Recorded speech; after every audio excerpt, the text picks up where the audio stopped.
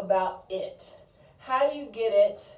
What are your goals? What are the things you want to accomplish? And we have these wonderful ladies here today that's going to give us very good information on their expertise on how to accomplish your goals, or you can use it for your particular goal, okay? Right. So we have, first of all, we're going to talk from Shay. She's coming from the finance industry, and she's going to give you a little bit about a highlight of her life, and then I'll let her go ahead and present. Okay. Well, my professional was pharmaceutical sales. I was in a pharmaceutical sales career selling over 20 different drugs to doctors. Doctors in pharmaceutical drugs. Office. Pharmaceutical sales. You have a prescription for it. And I did that for about 15 years. And I think I have two major highlights. Highlight number one was that I was awarded the #1 pharmaceutical sales rep in the nation out of 387 awesome. reps based on sales alone. That's amazing. And the second highlight was that I obtained my master's degree in healthcare administration and management. And I did both of those things while I was a single parent. So I'm really, really proud of that. Applaud. Thank you very much. And then we have Miss Becky. She comes from the world of art. She is an artist, a real artist, not a janky artist. A real artist. Not a janky promoter. Not a janky promoter. So Becky, tell us a little bit about your career and a highlight of your career. Well, some people might call me a janky artist. I'm not sure. Art is in the eye of the beholder, and so my career has been one where, today we're talking about having the it factor. In art, it's a very personal thing. One of the biggest challenges for me to try and be successful is not being afraid of putting myself out there with my art. It's all coming from my head to my heart to my hand type of thing. And I've had to really face my fears and I still do it every day. I mean, I'm not done yet. I'm still looking for that it factor. Yeah. So I feel like I'm just putting it out there every day, not being afraid. Mm-hmm. Well, This is Tanya. Hi. Well, my it factor, I have a couple different it factors because I have been a single parent. That within itself was a challenge and also was an accomplishment, or is an accomplishment. Yes, it is. The other it factor, I've been in the corporate world. I worked my way from the bottom, worked my way up, and I've also been an entrepreneur. So I think the main thing is just having the vision, being able to see where you're trying to go. And if you can see it and you can believe it, you can get there. And I'm still working on getting there because I realized my dreams at an older age. So I'm still working on it, but you have to visualize and you got to see where you're going in order to make it. My personal background is from the beauty industry. I've been in it over 30-some years. I'm a survivor! Yay! And I wrote a book on it. It's on Amazon, My Best Selfie, The V Factor. I wrote it because I was very discouraged to see so many talented young people not be able to continue their career because maybe they lost a job or was not able to stay at a mall situation or retail outlet. Those things are not designed to keep you. So with my background, I said, let me show them everything that I could possibly think of to help you keep your job. And that transcends over into any industry pretty much. So that's pretty much what my it factor is. And now I want to ask a couple of questions. For example, Shay, tell me about when you're trying to succeed while you were in your career. What was one of the biggest challenges you faced and how did you overcome it? Time management was a constant challenge for me because I had a middle school student that was an athlete, and I had very many responsibilities with my job. And then once I was in school, then during the morning and afternoon, I had my job and my son, and then in the afternoon and evening, I had school and my son and my job. So keeping in mind that no man or woman is an island, and that it takes a village, a true village, to raise a child and go to school and work. Right. If you're a single parent, Yeah. I was very fortunate to create a village.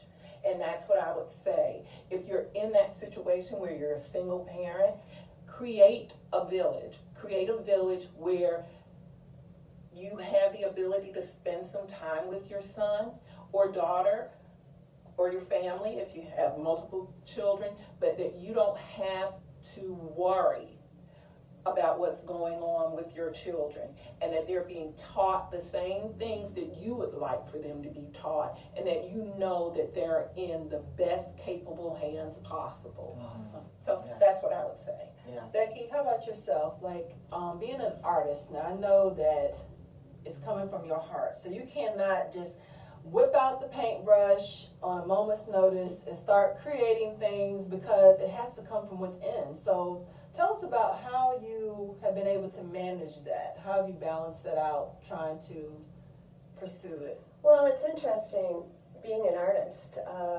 because for me, I do have to be moved by something. I'm actually at my very best when I can try and whip out something and let my creativity flow and not judge what I'm doing, just have it flow. But I also struggle sometimes because I truly have to feel like doing it. Yeah. So that is a challenge for me. Sometimes I'm really good at it, and sometimes I just feel like I can't find it. So it's ongoing. I have to be honest, it's ongoing. It's So Tanya, working in the video world, creating and producing, Managing. yes. So tell us a little bit about the biggest challenge. And the other day you mentioned ego too. I Yeah. thought that was an awesome point. Yeah. It's when you're an entrepreneur, especially in certain businesses, you have to be careful that you don't lead with your ego. For me, my biggest challenge has always just been myself. Just in getting to that place where I know who I am, I know what I want, I know how I want to do this, and walk in my truth. And sometimes everyone doesn't agree with that. And when you're working with others, if they're walking in their truth and you're walking in yours, sometimes those two truths can't come together. Sometimes, it's a whole separate thing. So, that's why I say when it comes down to your dreams and the things that you want to do, you really sometimes have to do it yourself until you can start to blossom.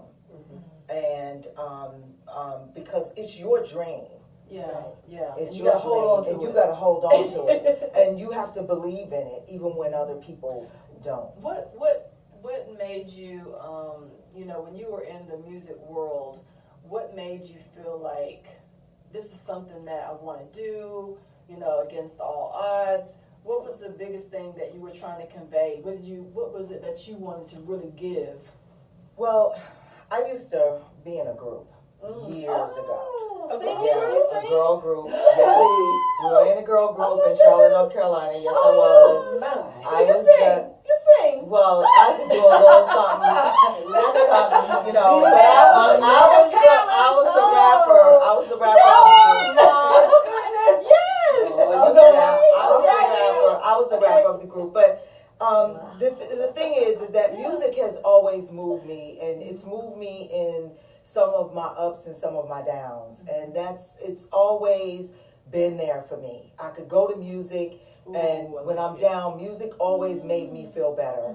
And when we looked at the industry, we knew that it was not a good place, especially when you're dealing with hip hop and things like that. So what we were trying to do was to have the artists own their own rights to all their music and everything. But, you know, unfortunately, things didn't work out the way we wanted it to work out. But the vision was there. It was all there. But sometimes like I said, when people walk in their own truth, sometimes everybody can't walk together. People grow. Right, and they do, and they want to do different things. So that's what made me get into music. I've always loved music. Music is something that, you know, goes with me. I love music, love dancing, even as a child. So little Beyonce. yeah, so that goes into the artistry. Yes. You know, absolutely. With, you know, Yes. yeah. I was So thinking.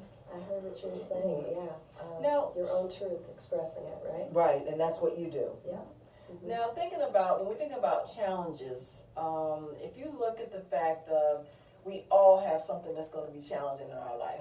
You know, you have something that's going to be challenging in your life. Like right now, you can probably think of 5 reasons why you feel like you cannot do the things you would like to do or accomplish those things. But you have to decide within yourself, if you keep saying, I'm going to do it next year, I'm going to do it 5 years from now, you know, time is slipping away. There's never going to be the perfect day, the perfect time. There's never going to be the perfect situation to begin to develop your talents, your skills. If you can't do anything else, you can just sit down and make a list of what it is you want to do and begin to reach out and network to people. But when you think about things that are challenging, let's look, for example, at weight, okay?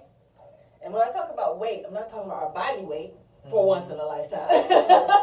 I'm talking about the weights that we're carrying around. These bags, like Erykah Badu says, Bag lady. Yes.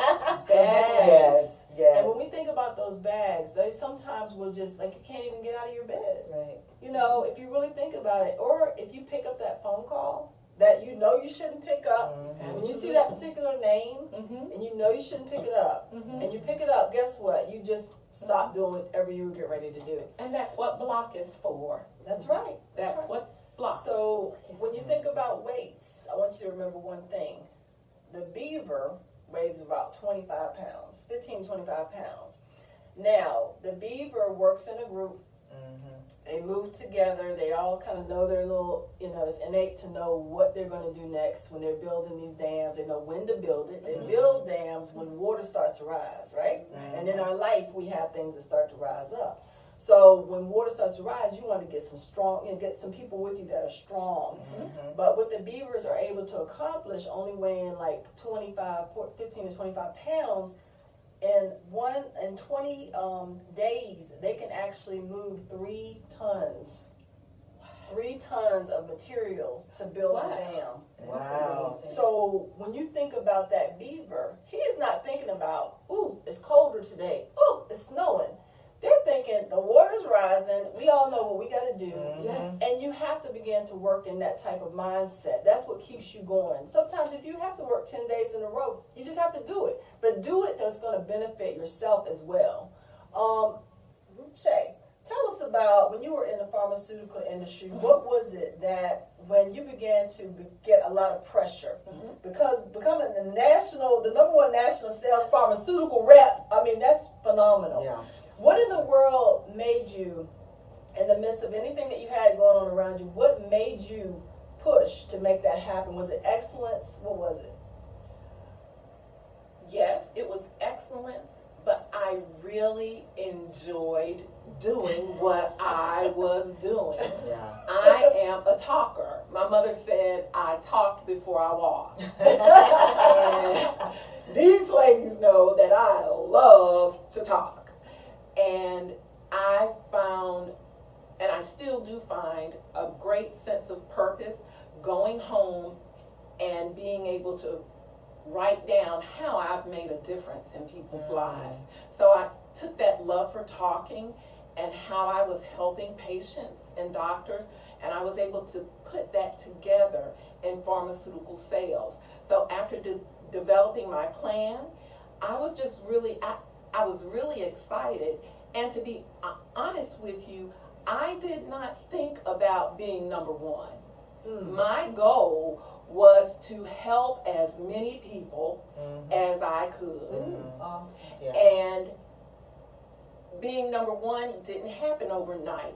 I received an email that said, Sharon's number 3 in the nation in sales, and I almost fell out. I was like, what?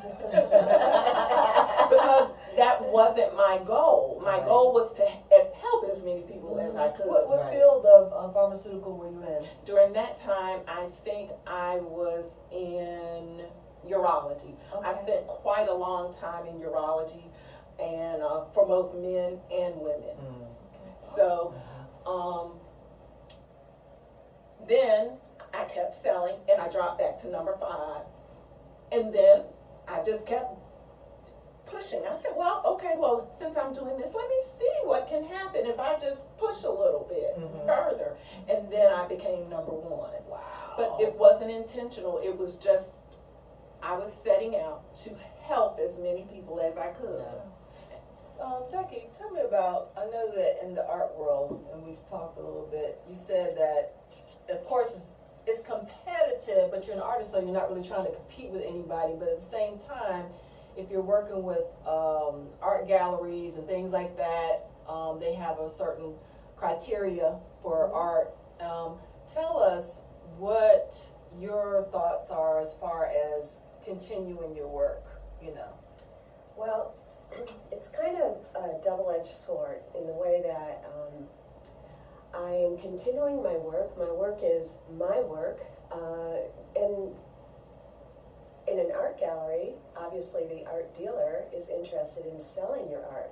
So it's a mix of people liking your art, getting more people to know your art, finding a dealer who feels like you have promise as far as what people are buying or what is going on in the world, for example, and making those things meet. It's difficult. I mean, I also want to pursue being a commercial artist, and then I can respond to what the world is doing, like what a client needs, and I can perhaps draw it.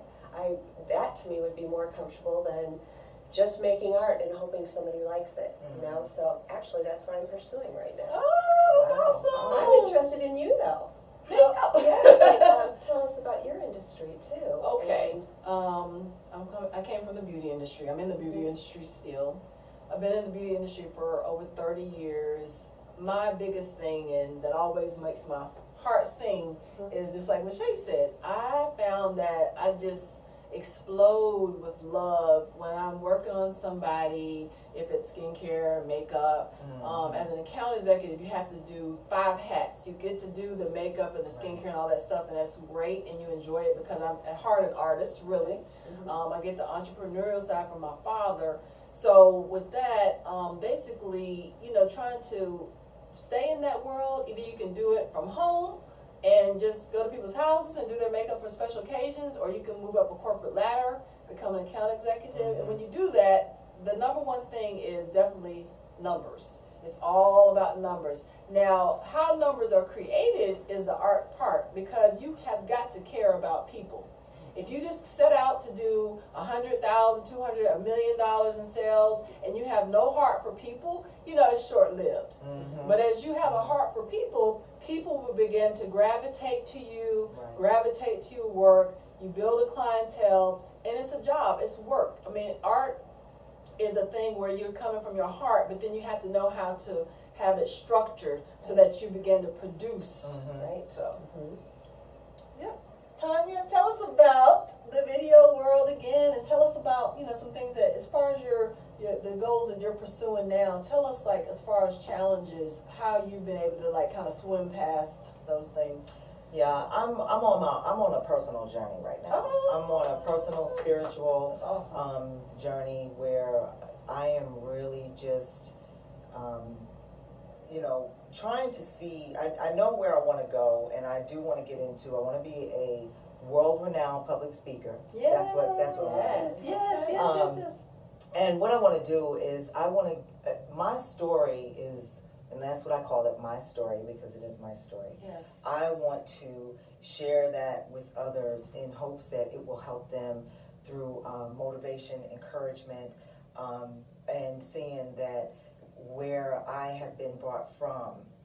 And, you know, through my spiritual journey, I have encountered a lot of different things that have played a part in where I am right now. And one of the main things is just the guidance that I get and how I'm shown which direction I need to go in. And my passion is, I found out now at my age of 53 that my passion is really helping others as far as motivation is concerned. Yes. So all of the things that I've been through on my journey have gotten me to this point to where I can give that out to others in hopes that they will be able to see that no matter how hard it seems, how tired you are, how gloomy it seems like it is, how dark the tunnel may be, how, you know, that you can make it, you will make it. Yes. And that's what my journey has really been all about. And whether it was corporate work or whether it was being a single mother or being, you know, in the music industry, all of those things played a part of who I have become. Mm-hmm. And they have made me who I am. Now, you did talk about the baggage, and I like that because what I've realized is that I've been carrying that since I was a child, and that bag has gotten so big that I'm literally dragging it. Oh. And what I've realized is that with a lot of even our young people, that they're dragging that baggage. Yes. And they're carrying that baggage around with them. Now with me now, the bag kind of has broke, so I have little pieces coming out of my bag, you know, as I'm moving along. Mm-hmm. So the bag is getting a little bit lighter. Yeah. But for some, that bag is just getting bigger and bigger and heavier and heavier. So that for me is where I'm at. And anything that I do from this point on is going to be about positivity and helping others to get rid of some of that baggage that they're carrying. So, and you know, life coach I think is a great term for what I'm trying to move towards. Now, Shay, tell us for the audience, what if they wanted to become a pharmaceutical sales rep? Mm-hmm. What would you give them as 3 good pointers if they would like to pursue that type of career? You have to be prepared to do a lot of reading and research.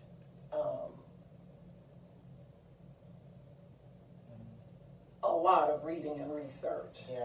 You have to love people, and you have to be okay. You have to love reading and research, and you have to be very interested in medicine and medical terms. You can't be afraid if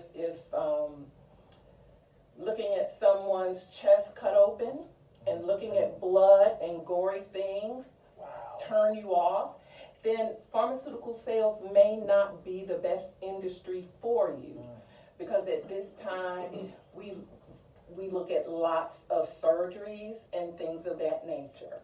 So that's 1 and 1A.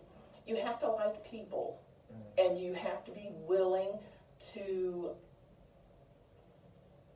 turn yourself into someone that the person you're trying to get to know likes. You can't go your way. You have to be adjustable to the people that you're trying to meet.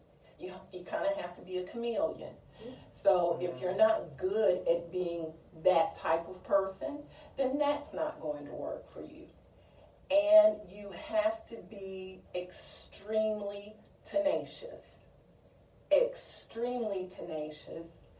and have a fire that burns deep on the inside and a willingness not to give up in the face of many, many odds. So those are the 3 things that I would say you have to have, and you can't be afraid. And if you have those 3 things, then pharmaceutical sales just might be the industry for you, and I'd say it might be worth looking into. How about yourself, Becky? 3 tips for whatever background, because I know you have more than just an art background, but 3 tips if you wanted to pursue something. I'm going to let you. Well, I do have a background in the corporate world as well, and what that allowed me to do, which will be my first tip, is to learn how business works.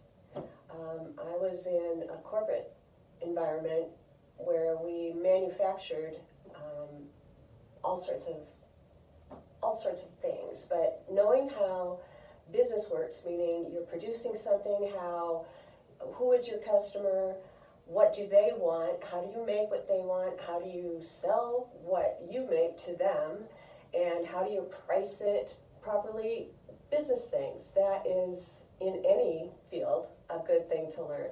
On a personal level, as an artist, that is something that truly I've always done. Since I was little, I love to draw pictures, and that's just kind of one of the things I'm good at. And my challenge is, again, to get past I'm my own worst enemy, get past the fear of putting something out there and saying, oh, people are going to not like it, or I've always wanted to sell my stuff, so that's why I think about that. So I have to get past myself. The third thing is never give up. Just never give up. It's one of the hardest things, but there are always people that will be better than you. There's always people behind you as far as your experience, talent, things like that. But I have one life. I'm here to pursue what God has given me as far as my talents, and I have to keep on going. And I've been rewarded so far. I have a lot left to do, but you got to keep on going. Yes. Great. I'll speak from the perspective of being an author. I would say that there's a lot of people that want to write books. Everybody has a book in them, whether you want to write it or not. Everybody has a story, like Tanya said. And your story is just as important as the next person. You don't have to be somebody famous or rich or any of those things to write a book, because if you look at people's lives, everybody has something really good to share. Everybody has something to offer, because we all have different experiences, and those strengths from those experiences make you who you are and who you're becoming. Even if you haven't reached the point where you want to be, it's okay. It's a lifelong journey. It is. This is what we're doing, you know. And I love Tanya's spirit, how she's just kind of saying, hey, you know, this is where I'm at, this is where I'm doing, this is where I'm going, and I'm comfortable with who I am. I know Shay talks all the time about I'm very comfortable with the person I am. You know, she's not as critical on herself maybe she's been in the past. And Becky is just a person that loves life all the time, so she just shares her love and joy just being herself. But when you want to be an author and you write a book, I would say definitely, first of all, what you want to do is, before you get the pen and pad and paper out, sit down and breathe. And just think about what it really is that you want to give. When you think about what it is that you want to give, it's much easier to write than if you think about, oh, I want to write this book and it's going to be a bestseller and it's going to be on Amazon and it's going to do all these wonderful things. You will run out of gas after the first 15, 20 pages. But if you sit down and think about what it is you have to give, even if your story hurts, if your story hurts you to give the story, it's all right, because in writing that process, you will begin to heal. You will begin to feel better, and in the process, you'll help other people to heal. So sit down and think about what it is you want to give. Second of all, after you have written the first 5 pages or 10 pages or 20 pages, and you're like, I don't even know what else to say now. What you want to do is begin to record yourself. And when you record yourself, you will hear things that you didn't even know was in your heart.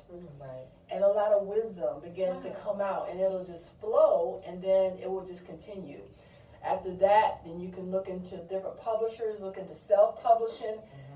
I would say don't worry about spending $100,000. I would say get the book done and then worry about, you know, who you're going to let publish it or do a self-publishing. You might end up writing 5 or 10 books. Just get the book out, because if you wait for the perfect situation again, a lot of times you may not even write anything, and you'll get tired of yourself and all that. So, and you, Tanya, want to say some last words before we wrap it up? Well, first of all, I just want to thank you all for allowing me to come into the sister circle. We're glad to have you. I feel you now, TV. I feel you now, TV. Yeah, I feel you now, TV. I feel you now.